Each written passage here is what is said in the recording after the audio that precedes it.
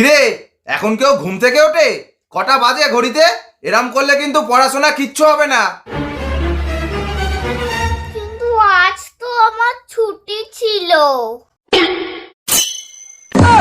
এ বাবা, কাকাই তো টিফিন নিয়ে যেতে ভুলে আছে। বাবা, কোথায় যাচ্ছিস? কাকাইকে খাবারটা দিয়ে আসছি। চলো।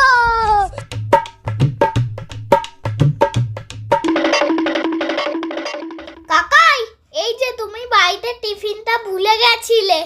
দাও। ফালতু ফালতু ছেলেটাকে ঘুম থেকে ওঠা মাত্রই বকাঝকা করলাম। কি নিষ্ঠুর মানুষ আমি। যাও, সাবধানে বাড়ি চলে যাও। বড়রা তো আমাদের ভালোর জন্যই বলে।